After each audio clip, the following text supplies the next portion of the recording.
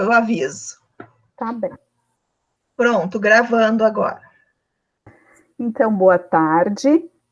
Hoje é 15 de julho de 2021. Esta é a segunda entrevista concedida pela Gabriela Rodrigues Machado, estudante de agronomia da URGS, para o projeto Documentando a Experiência da Covid-19 no Rio Grande do Sul, desenvolvido na mesma universidade. A primeira entrevista aconteceu no dia 16 de setembro de 2020. A Gabriela, então, será entrevistada por mim, Evelyn Stahlhofer-Cota, bibliotecária na Faculdade de Educação da URGS, e pela Cláudia Mausch, professora do Departamento de História da URGS. Agradeço desde já a Gabriela pela disponibilidade e a Cláudia pela parceria. Então, seguimos para a leitura do termo de esclarecimento. Esta entrevista faz parte do projeto Documentando a Experiência da Covid-19 no Rio Grande do Sul, desenvolvido na URGS, e tem como objetivo registrar o cotidiano e a experiência subjetiva e profissional relacionada à pandemia e ao isolamento social, e as formas como isso tem afetado a população sul-rio-grandense, em especial de estudantes da URGS com perfil de baixa renda e seus familiares. Gabriela, tu tens liberdade para decidir se participará ou não da pesquisa e pode solicitar interrupção da entrevista ou desistir a qualquer momento. Você pode autorizar a divulgação da sua identidade ou solicitar que ela seja omitida. A entrevista será utilizada para fins de pesquisa, educação e cultura e será divulgada na internet para que você e outras pessoas tenham acesso aos resultados. Não há custos nem compensações financeiras pela participação. Caso você se sinta cansada, triste ou confusa, podemos parar a entrevista e, se for do teu desejo, retomá-la em outro momento. Se você não se sentir confortável para responder alguma pergunta, podemos passar para outra. Se for do teu interesse, você poderá definir um prazo para o início da divulgação dessa entrevista. E lembro que o principal objetivo do projeto é a construção de um arquivo com relatos de experiências pessoais, que vai ser divulgado à comunidade posteriormente e ficará disponível para futuras pesquisas sobre as experiências nesse período da pandemia. Frente ao exposto, então eu vou te fazer umas perguntas. Gabriela, tu estás esclarecida quanto aos objetivos da pesquisa e quanto à forma como a entrevista será feita? Sim, bem orientada. Você concorda que a sua identidade seja revelada ou prefere que seja usado um pseudônimo? Pode ser usada a minha identidade. Você autoriza o uso da entrevista para fins culturais, educacionais e de pesquisa e que a mesma seja disponibilizada na internet? Sim. E, por fim, tu autoriza o uso da tua imagem na divulgação do material? Autorizo. Então, obrigada, Gabriela. Bom, então vamos começar, né, a segunda entrevista com a Gabriela. A gente queria basicamente, né, saber o que mudou na tua vida, na tua rotina, desde setembro de 2020, né, nesses últimos 10 meses. Eu acredito que muita coisa, né? Porque lá nessa época eu recém estava começando a ter o primeiro contato com as aulas em EAD, né? E então depois disso eu achava que ia ter uma dificuldade muito grande, mas no final eu acabei percebendo que teve muitas cadeiras que eu percebi que elas podem ser em EAD. Claro, tem outras que precisa muito da prática, né? Inclusive, alguns professores meus estão vendo de uma forma de conseguir fazer umas aulas práticas depois, conciliar com o semestre, como um curso ou alguma coisa assim. Mas, no modo geral, assim, acadêmico, teve uma parte positiva, né? Em relação às aulas, porque Em relação ao curso, eu sinto que eu fiquei muito distante eu me sinto muito distante do curso, porque antes eu participava de todas as atividades quase que tinham na faculdade, de cursos, desses workshop, enfim, porque lá na faculdade de agronomia, não sei se vocês já visitaram, mas tem muitos cursos sempre, quase toda semana sempre tinha alguma atividade, assim, aberta para os estudantes e para o público geral. Eu sempre participava, e agora com toda essa questão, eu me sinto meio distante, assim, sabe? Antes eu conseguia visualizar muito bem o que eu queria depois do curso. No que eu queria me focar mais. E agora, mesmo eu fazendo bolsa de extensão e tal, e agora eu sinto isso um pouco mais distante de mim, não tão próximo. E não sei mais o que falar. Eu ia comentar, Gabriela, quando a gente conversou ano passado, vocês estavam recém começando as aulas, tinha um mês praticamente, né? E tu comentou assim da dificuldade que tu estava enfrentando com o ensino remoto, que às vezes tu passava o dia inteiro em função, em aula, em atividade, que isso estava te desgastando bastante, fora o excesso de disciplinas que tu estava tendo no momento. Queria saber como é que foi a conclusão daquele semestre e se para esse outro semestre, em formato remoto, alterou essa percepção. Na verdade, só foi uma questão de se acostumar mesmo, né?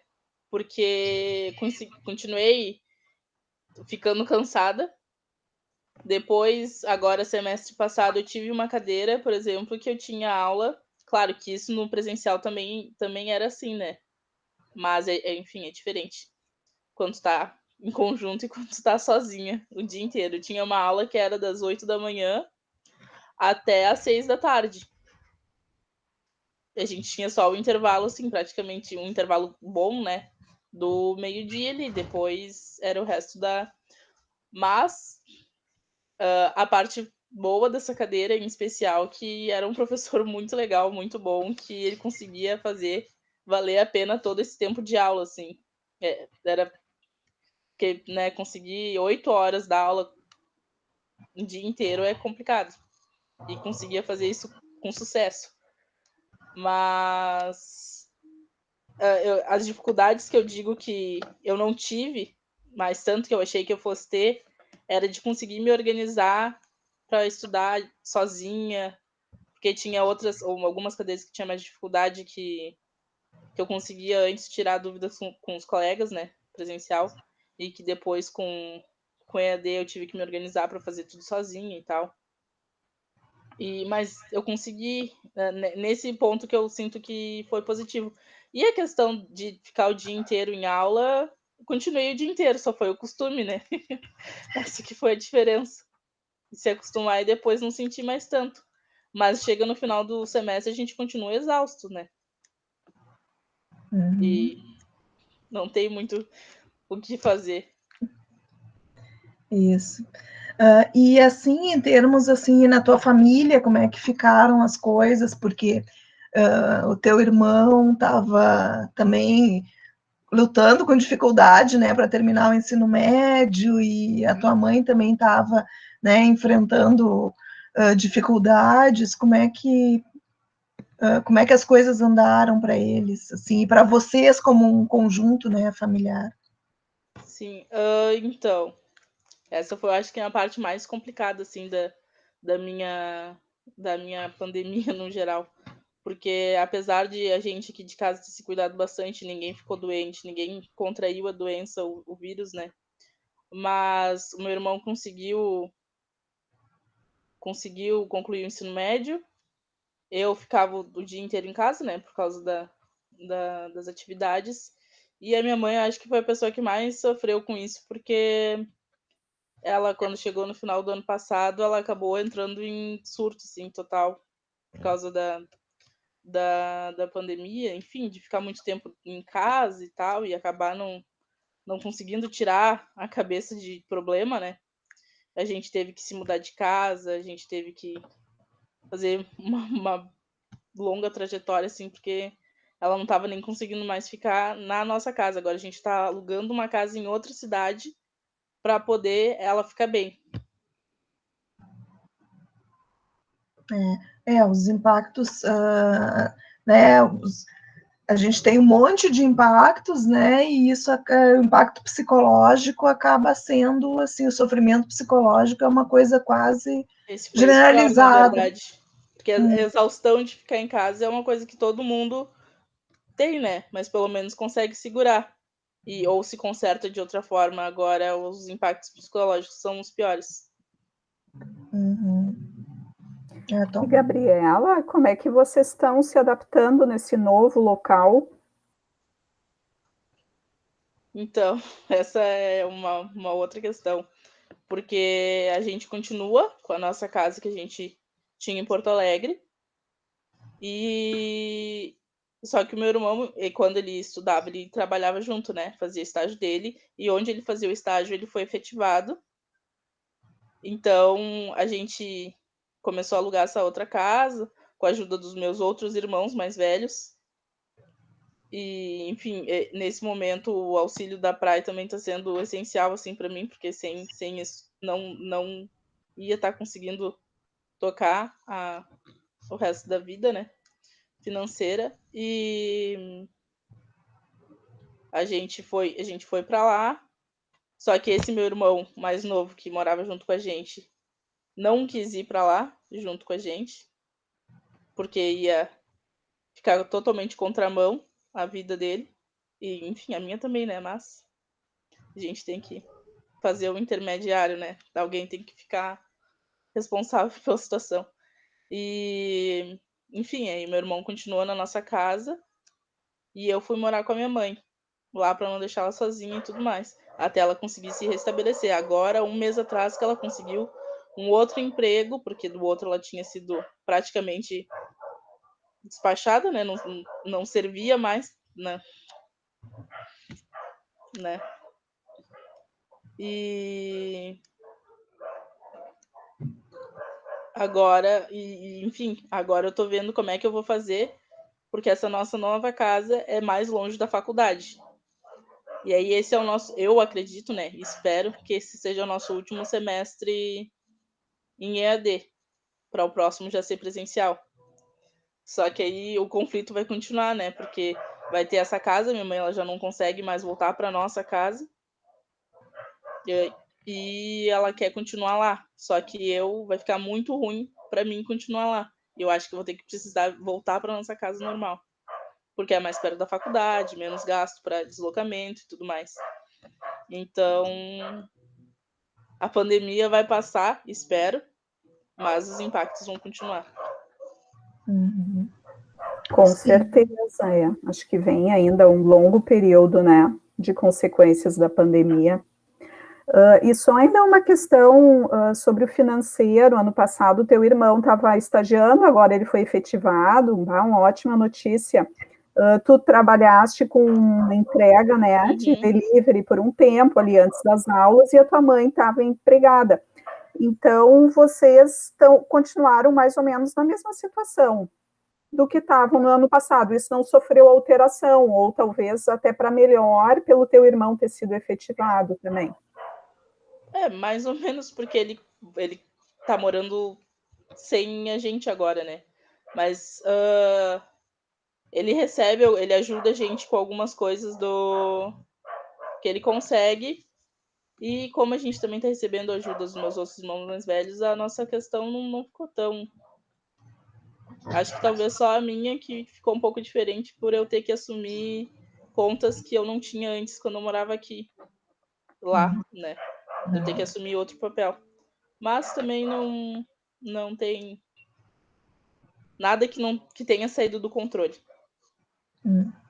Que bom. Bom, então, sobre a questão da Covid, vocês conseguiram, com o cuidado que vocês estavam se mantendo, conseguiram não se infectar e não ficar doentes até agora, coisa boa, né? É muito bom ouvir isso, né? E tu conhece alguém que foi, alguém próximo, amigos, familiares, outros familiares que acabaram contraindo a Covid? A família que a minha mãe trabalhava com eles, que foi também que ela cuidava para não ir trabalhar com eles, eles contraíram a doença. E aí, depois que eles contraíram a doença, a mulher ficou com bastante falta de ar e tudo, acabou ficando 1 mês internada no hospital com oxigênio. Ficou bem mal, assim, mas no final, acho que foi só essa família mesmo, de mais próximo de mim, né, que pegou Covid e que ficou mal, mas nenhum caso muito,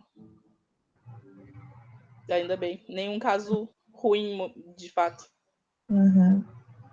Que bom também. É aquela família que tu comentaste que eles não estavam se cuidando enquanto vocês estavam, né? A gente vê como esse cuidado é necessário, né? É bem complicado. Até porque nessa família, a minha mãe estava trabalhando uma vez por semana com eles, né? Depois. E aí, depois que eles contraíram o vírus, a minha mãe foi trabalhar lá, só que ela não sabia que eles estavam doentes. Uhum. E ela chegou lá, quando ela viu que eles não estavam muito bem, ela pediu para que eles colocassem máscara e eles ficaram meio que tirando onda, assim, falando que não tinha problema. E aí minha mãe pegou e falou que então eles que colocassem máscara e saíssem de perto dela, ou senão ela ia embora. E aí eles acabaram, teve que partir assim pra grosseria para conseguir trabalhar naquele dia. E aí ela se preveniu, tudo. E depois disso, eu e os meus irmãos, a gente falou para ela não ir mais lá, porque não ir mais lá enquanto eles estavam mal, né? Só que aí eles, em vez de entender isso como uma forma de proteger a minha mãe, que não tem tantas condições quanto eles de se cuidar e tudo, né? Porque a gente não ia ter condições de ficar comprando tubo de oxigênio ou, sei lá, levando ela no melhor hospital, coisas assim, sabe? Até porque a gente sabe a situação do hospital não é a melhor agora, né? E em vez de eles levarem para uma forma de segurança, não, eles levaram para uma forma pessoal e por isso que demitiram ela, né? Sendo que era o único lugar que ela trabalhava. E como dizendo que ela abandonou eles no momento que eles mais precisaram. Só que eles também não levaram em consideração que ela tem uma vida, ela tem outra, né? Ela tem a vida dela também para cuidar. Tudo muito, muito difícil, né? As relações, a pandemia fez aflorar relações, né? Coisas que Básico. Coisas básicas, sentimentos muito, muito fortes e muito básicos, né? De autopreservação e também quais são as prioridades das pessoas, né? Exatamente. Gabriela, sobre a questão da vacina, tu foi vacinada? Tua mãe, teu irmão, alguém de vocês foi vacinado? Eu tentei ir pela xepa, não consegui. A minha mãe já conseguiu tomar a segunda dose. Agora aliás, a segunda não, a primeira dose. E agora eu acho que semana que vem ela tem que tomar a segunda dose dela. O meu pai, que não mora com a gente, tomou já as 2 doses. E o meu irmão não conseguiu ainda. Mas estamos quase agora na idade de tomar, né? Então... Expectativa boa, né? E a tua mãe, alguma melhora em função disso, de saber que está imunizada? Muito. Porque agora, como eu falei, né, ela começou a trabalhar em outro lugar. E então, só por ela estar trabalhando e estar imunizada, já foi um bom motivo para ela ter uma melhora na questão da saúde mental dela mesmo, não ter melhorado bastante, sim. Tá bem mais feliz com a situação. E quais são, assim, as tuas expectativas em relação ao resultado da vacinação, assim, se vai vai mudar alguma coisa? Que tipo de expectativa tu tens? Eu espero que a gente seja vacinado logo e que o prazo que o atual governador botou de até dia 20 de setembro, a minha idade, aliás, todas as idades já terem levado pelo menos a primeira dose, né? E que a gente tem que ser consciente de que a vacina não é para uma proteção só pessoal e sim coletiva. Uhum.